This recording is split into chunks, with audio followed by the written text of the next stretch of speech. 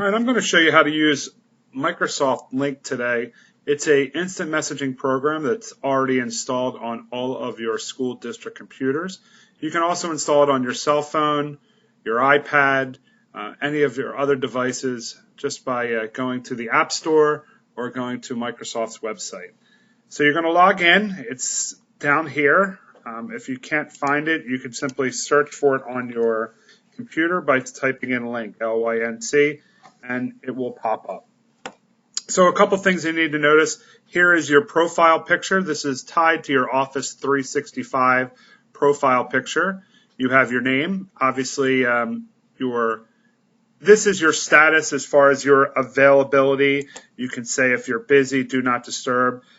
If you are in a meeting that's scheduled already in Outlook, it'll actually pre-populate that for you. So if you have a meeting scheduled that's in your Outlook calendar, it'll put you down as busy so you know not to contact someone who's busy. So my setting is to available. This up here, this status bar is much like a Facebook status. You can add whatever you want, and that will show up for everyone to see. So, and you can set your location. I usually leave that default. But if you're on your phone, it'll show that as your location. If you're at home, you can certainly change that if you'd like. So down here is really, this is all your groups. And if you expand one of these, the favorites are the people that you contact on a regular basis. So we have some people that I contact and communicate on a regular basis. This is done automatically for you, favorites. So it really is intuitive. It sees how many people you are in your favorite list and or how many times you contact them, and it'll put them up here. And obviously you can see their status. Go Firebirds, I love math department. And also the little bar, the status indicator on the side will show you if they're available, if they're inactive, if they're offline. So you look through the list of your favorites and you see what we have here. If I would like to initiate a chat with them, you just double click on it. And up will come the message, and it's just an instant messenger where we can go back and forth. So what's good about this is you could use it to get in touch with people. It's less disruptive than calling their office or calling their classroom. You simply can link or instant message them. So this is a good way to get in touch. So a couple other things you should know. This also has video capabilities. So if I click on this button, I can actually do a video chat with them, and we can have a video session go back and forth. If I wanted to, I could also do a whiteboard. I can show them my desktop.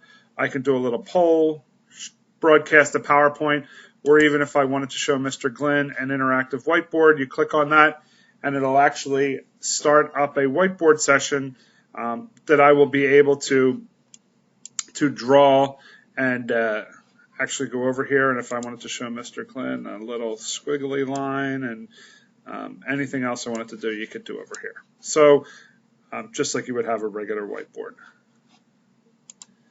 You can also do group text. You don't have to do just one person.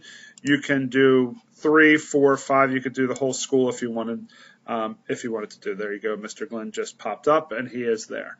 So this is the basics of Lync. Couple things I'll go into a little bit more in depth. One of the things I really like is that all the messages are saved. By the way, the conversations are saved. So if you click on that tab, you'll actually see all of the conversations. And over here, you have groups. So I put all the teachers into a group. That way I can see everybody in here. All the teachers. If I wanted to get them all in a group chat, I can just select everybody and do a group chat. But I like to organize my people. So a couple things to do. If I wanted to create a new group, let's say I wanted to create a group, I'm working on a specific project with people, I can actually go in, create a new group, and when I create the new group, I can then obviously learners, you could do it a special project, people on your team, you create your new group. Once you create this new group, so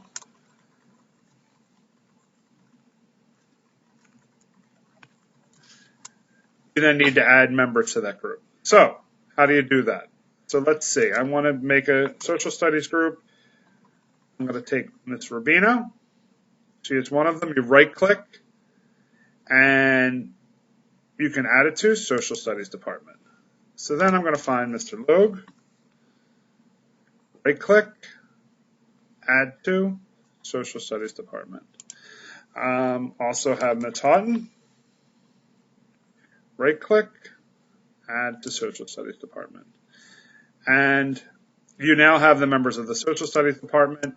If you select them, you select them holding down the Shift or the Control key. I can actually send a group chat to everybody. And now I've chatted up all of the people in the Social Studies Department. So, great way to stay in touch with everybody. Great tool so you're able to communicate. You could do this with your learners. You could do this with the staff.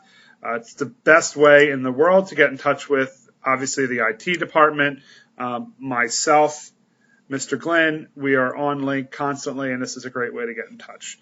The last thing I will tell you is about your profile picture. I like seeing faces in here. It's great. Put a name to a face, and also some people have some fun with it. So this is done through just clicking on your photo. If you click on it, it will allow you to change the photo. There's a lot of other settings in here, sounds and ringtones and alerts, but the My Picture is the one you're probably going to want to change. So you can do Show My Picture and then Edit and Remove Picture. If you do that, you can go into Office 365. This is right on Office 365, and you can change it. You just browse and find a picture that's on your computer that you like. So you go through, and any picture that you have on there, you can obviously change the picture. You could do anything you'd like, upload what you'd like. Remember, this is your professional picture, so it is what shows up in Outlook. It's what shows up in Lync for the world to see, so you want to keep it professional. So again, there is your little tutorial on Lync. If you have any questions, just see me in the ILC office, and I will be glad to walk you through it.